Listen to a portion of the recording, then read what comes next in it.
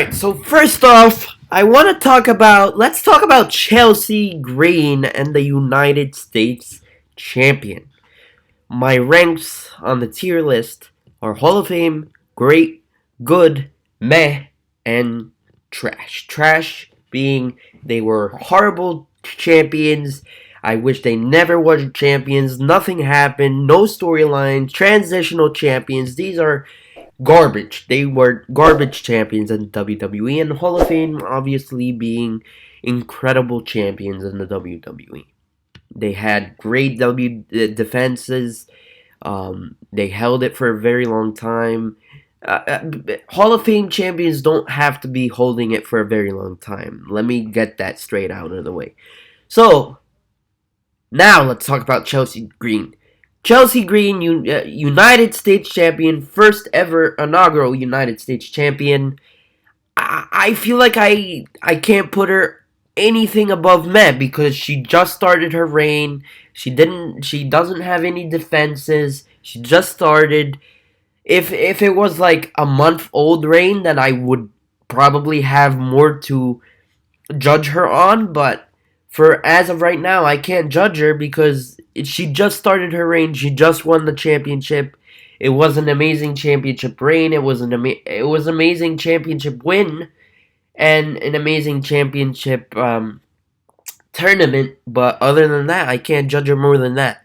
So she goes in the meh category. Next, let's talk about the Intercontinental Champion Gunther. Starting off the year, we had Intercontinental Champion Gunther, and starting off the video, he's a Hall of Fame Intercontinental Champion. There's enough things of Gunther that I can't just ignore his 2023 championship reign. He defended his championship against Drew McIntyre and Sheamus at WrestleMania 39. Defended his championship along the year at many different premium live events. He is an amazing wrestler in the ring.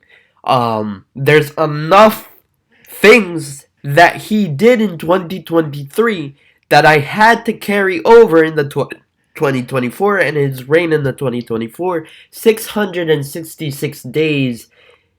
The longest reigning Intercontinental Champion, and honestly, one of my favorite professional wrestlers ever. Yeah, Gunther, Intercontinental Championship reign definitely goes into the Hall of Fame category. Next, let's talk about the man who beat Gunther at WrestleMania, Sami Zayn. Now, a lot of people weren't believing in Sami Zayn. Yes, they may have liked Sami Zayn, but they wanted Chad Gable more. They wanted it to be Chad Gable. They wished it would be Chad Gable. And honestly, I was there at WrestleMania when Gunther lost. Sami Zayn beat Gunther for the Intercontinental Championship. And honestly, it was a very, very, very huge surprise to me. But ever since he won the Intercontinental Championship, he had amazing promo battles with Chad Gable, an amazing storyline with Chad Gable, and an amazing reign, honestly. So it goes into the great category for me. Next, before we talk about Braun Breaker. Actually, let's talk about Braun Breaker. Braun Breaker. Intercontinental Championship reign. He's two-time champion in the 2024. And honestly, I feel like his first Intercontinental Championship reign doesn't count. I feel like he didn't have a fair chance. Yes, he won it at SummerSlam, and it was a huge moment, but he lost it 2 weeks after on Monday Night Raw to Jey Uso in a shocking and surprising and like OMG moment of the year. So honestly, and he just started his second reign as Intercontinental Champion.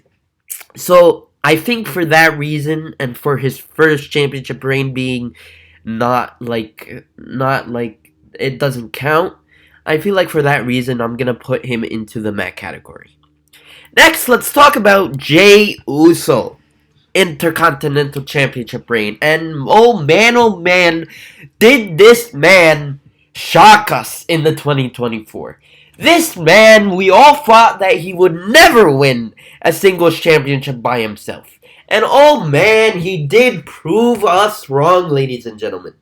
His championship reign, his championship win, even though his championship reign was like, what, 24 days? A week? 2 weeks? His championship win alone carried his reign as Intercontinental Champion into the good category. I can't put it into the great, but I'm going to put it into good. It carried its weight out of the mad category, and it was a good, it was a really good, it was a really good reign as Intercontinental Champion, and I really hope we get another championship reign with Jey Uso soon in 2025. I really think that he's going to be a singles champion in 2025, and we just have to see. We just have to see. But his championship win was incredible that I had to put it into the good category. Logan Paul in the United States Championship. Now, I'll be honest, I'm not going to spend a lot of time. It was trash. I wish I can put it above trash, but it was trash, guys. It was really trash. He had 2 or 3 defenses, one at WrestleMania against Randy and Kevin, one at the Rumble against Kevin Owens, but other than that, I really thought Logan Paul was going to be a better champion than that, but he was trash. L.A. Knight as a United States champion. His championship win was like Jey Uso. It was incredible. We were waiting for that moment for so long, and we finally got it. L.A. Knight, but his reign, he had an amazing match against Carmelo Hayes and Andrade at Crown Jewel.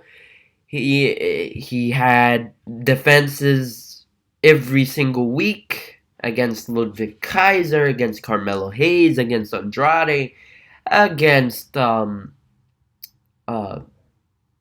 Santos Escobar. I'm gonna put, I've seen people put it in meh, but I'm gonna put LA Knight in the good category.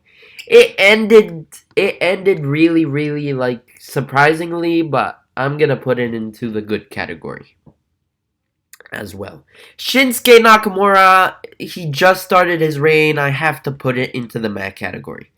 Next, let's talk about the women's tag team champions, and I honestly forgot that Party Time, Katana Chance and Katana Chance and Candice, Kaden Catanzaro, Katana Chance and Party Time were tag team champions in 2024. Their championship reign was trash. It was like a week or 2.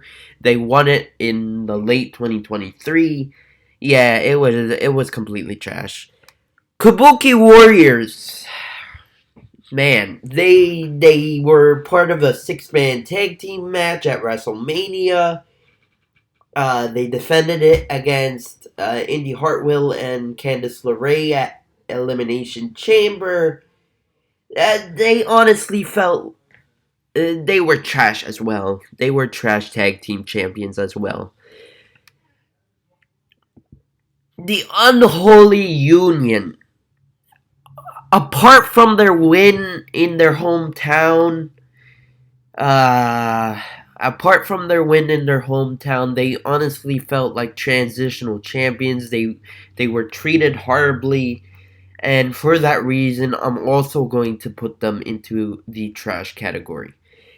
Now let's talk about Jade Cargill and Bianca Belair. This tag team was incredible. This tag team reign was incredible. They were 2-time tag team champions in 2024. The whole storyline between who attacked Jade Cargill turning it into a main event picture. Bianca Belair, oh, we all think that Bianca Belair is gonna turn heel, whatever. The whole thing with Naomi, did Naomi attack Jade Cargill? And we never thought that they would ever lose the championships in 2024. Jade Cargill and Bianca Belair, Hall of Fame tag team champions. Alright guys, I'm sorry about that. Both my GoPro and my computer died. So I don't think you're gonna get my face for the rest of the video, but I hope you enjoy the rest of the video nonetheless. What I was saying before I got rudely interrupted, Seth Rollins, yes, there's many things that he did in 2023 when he won the World Heavyweight Championship. He's the inaugural World Heavyweight Champion, and his championship reign is very, very memorable because he was the first ever World Heavyweight Champion, and he made this championship prestigious. And because of that reason, I am going to put Seth Rollins' World Heavyweight Championship reign into the Hall of Fame category. He barely did much in 2024. He barely did much. He got injured. He got injured a lot in 2024. He went into WrestleMania injured. Maybe I'll put it into the great category because of that, but his 2023 was incredible. Honestly, I'll put it into the great category because it was really, really great. Drew McIntyre. Guys, a lot of people are going to be pissed off about this, but his 5 minutes as World Heavyweight Champion was incredible. His 5 minutes as World Heavyweight Champion was incredible. Incredible. His crying, him being a heel and going to piss off CM Punk, taking a picture with his wife, presenting his championship to his wife. His 5 minutes as World Heavyweight Champion before he got cashed in was incredible, and for that reason, I'm gonna put his World Heavyweight Championship reign into the great category. That's all I gotta say. Damian Priest as World Heavyweight Champion. He cashed in one of the best Money in the Bank cash-ins at WrestleMania, and he really presented himself as a main event talent in the WWE, becoming World Heavyweight Champion. Defending his championship against the likes of Jey Uso,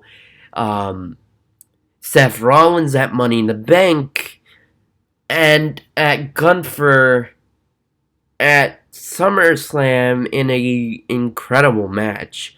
Their match at Backlash was incredible as well. Damian Priest was a pretty good World Heavyweight Champion. It was a pretty good World Heavyweight Championship run. Now let's talk about. I'm still thinking about Seth Rollins and putting him in the Hall of Fame, but I'll keep him in great for now. World Heavyweight Championship reign of Gunther right now. I feel like I love what they're doing. I love what they did in the beginning of his championship reign, having him bury the hatchet with likes of Randy Orton, who didn't beat clean, and Sami Zayn, who beat him at WrestleMania. So I like what they were doing with him, but I hope they give him new challengers and give us the Gunther that we all been missing, the ring general that always beats everyone's butt. But for right now, I'll put his World Heavyweight Championship reign into the good category. It's not trash. It's not meh. It's good. It's good for now. Now let's shift gears into the Women's Championship. And do you guys remember that Io Sky was Women's Champion, WWE Women's Champion in 2024? Yeah, I don't remember either. She was kind of cast aside. Yeah, her 2023 as Women's Champion was okay. I mean, her Money in the Bank cash-in was pretty good at SummerSlam 23, but after that, she was kind of cast aside for other bigger and better stars. And just because of that, we all forgot about, oh yeah, she was the champion. And honestly, I'll put it into the Matt category. Just because of her match with Bailey at WrestleMania and the cash in, it's not in trash. But yeah, I'll put it into the Matt category. Bailey as women's champion. Her Royal Rumble win was incredible. Her win at WrestleMania beating Io Sky was incredible. That match was incredible, and I'm very sad that I wasn't there in person to watch it. But yeah, nonetheless, it was incredible. Some people, I mean, a lot of people wished some.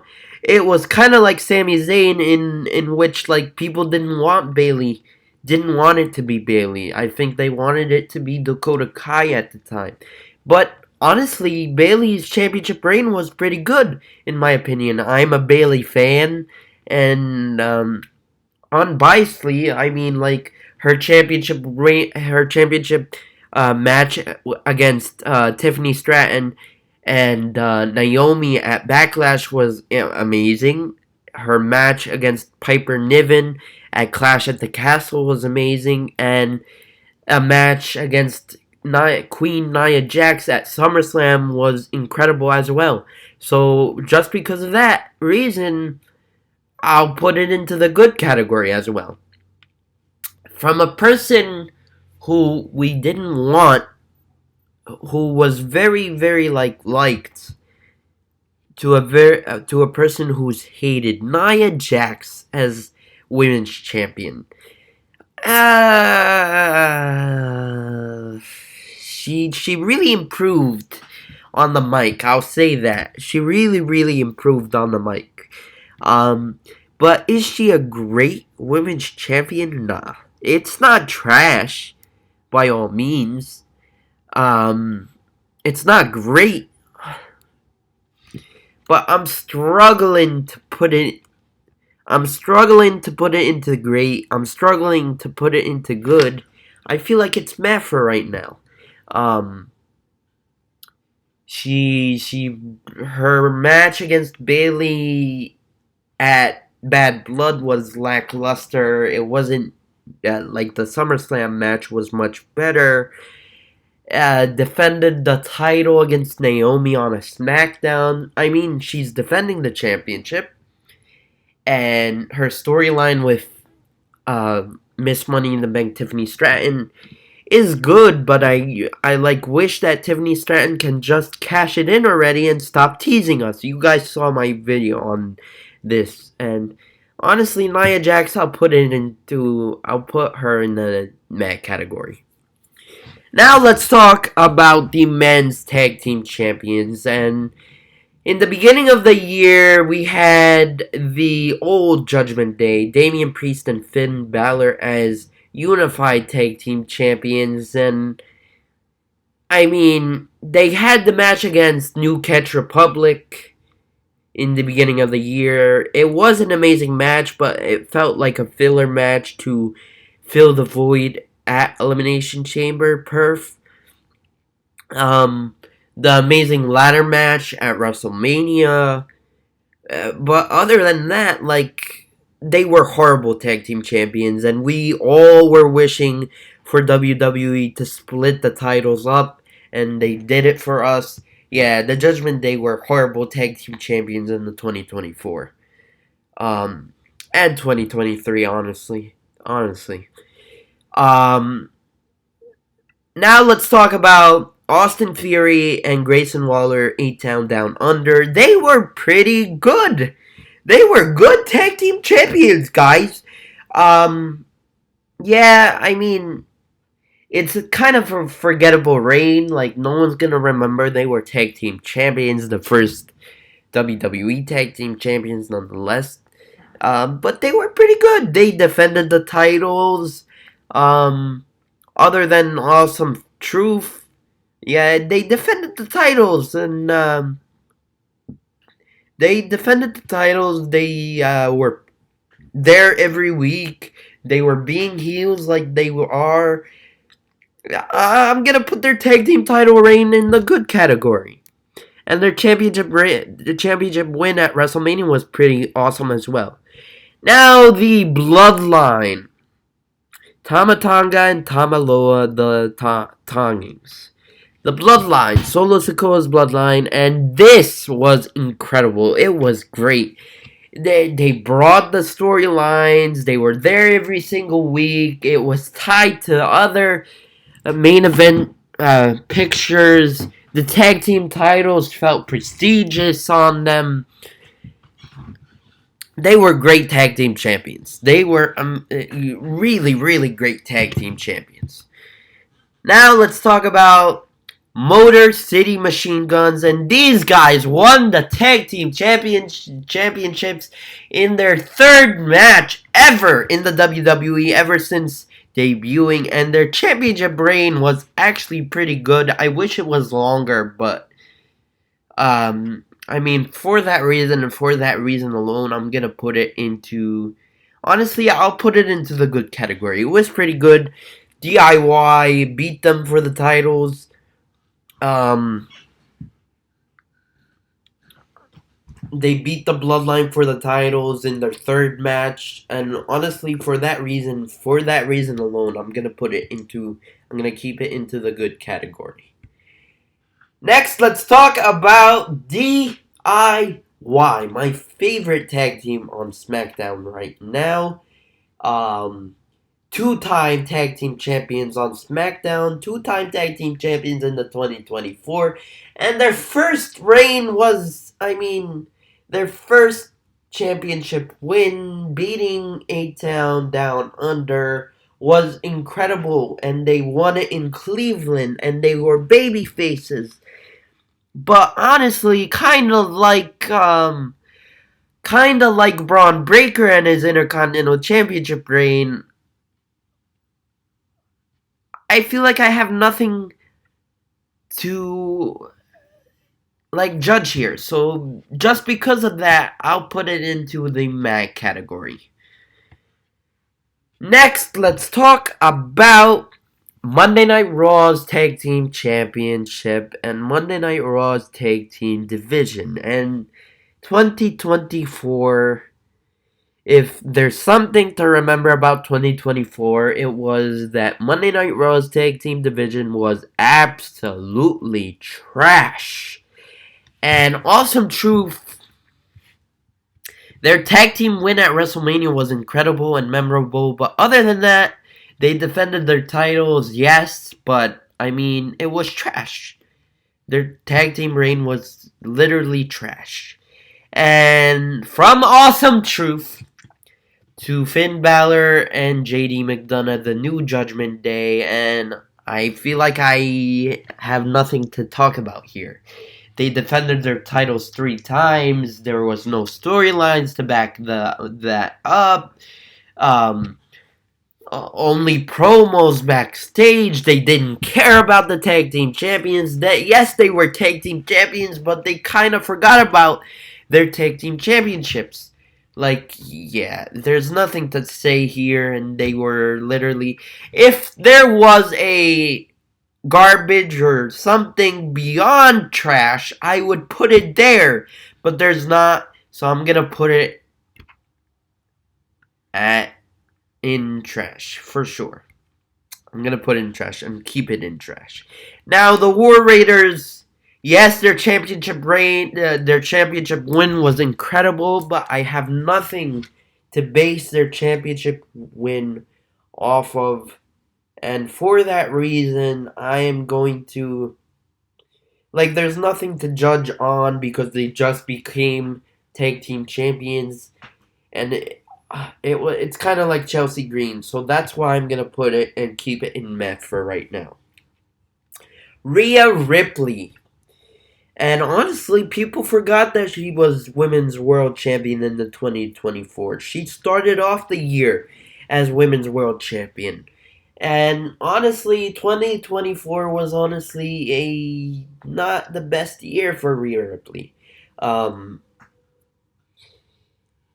yeah, she defended the championship. She carried the title into WrestleMania and defended the title against Becky Lynch and beat Becky Lynch at WrestleMania, but she had to relinquish the title at WrestleMania or after WrestleMania because of her injuries. And I mean, she carried the title into her hometown of Australia and defended it in the main event. Yeah, that was pretty cool. Um, but honestly, other than that, like, there's nothing big to talk about here. And just because of the hometown defense, I mean, honestly, I'll put it into the mech category. I'll keep it in the mech category. From the mech category to the trash category, Becky Lynch was the the definition of transitional champion. And just because of that, I mean, her championship win was pretty cool, but other than that, she was literally a transitional champion. So Liv Morgan can win the title from her and be the champion that she is right now. Liv Morgan is a pretty good champion. She's a pretty good champion. She's been defending the title. She defended the title against Io Sky in a pretty good match at Saturday night's main event. And defended the title against Rhea Ripley many times. I mean, Triple H's problem here is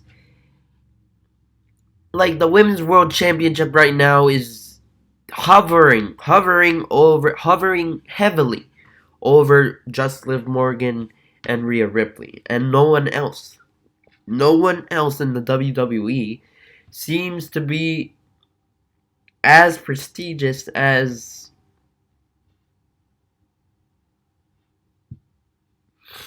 yeah, I don't know what to say. Uh, they don't seem like as incredible superstars to go after the Women's World Championship. It's um, literally between Rhea and Liv, and honestly, I'll put her championship reign into the good category. I'll put it in good. It was pretty good. It's good. Now, before I keep going, Drew McIntyre, I'm gonna move him up. Seth Rollins also, I am going to move him up. Um,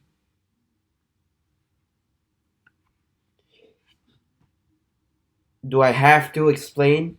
Do I have to explain? Roman Reigns, historic 1,116 days as champion. I thought it was gonna go more than that. But 3, 4 years, almost, yeah, 3, 4 years as champion, the longest reigning, I think. No, he's not he surpassed a couple historic champions, but he's not the longest reigning. But nonetheless, his championship reign has to go in Hall of Fame. It has to go Hall of Fame, and honestly, I'm gonna put it above Gunther because yeah, he deserves it. He fed many families. He fed his family. He he did what he said he was gonna do, and he's still the tribal chief in my opinion. And he's going to be the tribal chief on Monday. He's gonna win back the Ufalafa from Solo Sokoa. Yeah, Roman Reigns is an incredible champion, and yeah, that's all I gotta say. And there's nothing like there. It's hard. You cannot talk about his many defenses as in 2023, 2024, 2023, 2022, 2021, 2020. The way he won it, the way he did, there, everything in his reign, like you have to talk about. And just because of that, yeah, I have to put it into the Hall of Fame category. Cody Rhodes, also, I'm going to put it into the Hall of Fame category. You cannot talk about. I mean, yes, it feels like filler opponents until he gets to WrestleMania, but it was banger after banger after banger after he won, and his championship win was historic. Like, we never thought Roman Reigns was gonna lose up until Cody Rhodes came along. A 2-year championship um, feud against Roman Reigns, him losing at WrestleMania 39 and then winning it at WrestleMania 40, having that celebration with like John Cena, Jey Uso, Kevin Owens, and his feud against Kevin Owens right now is feeding families, and I cannot wait until that ladder match at the Royal Rumble 2024.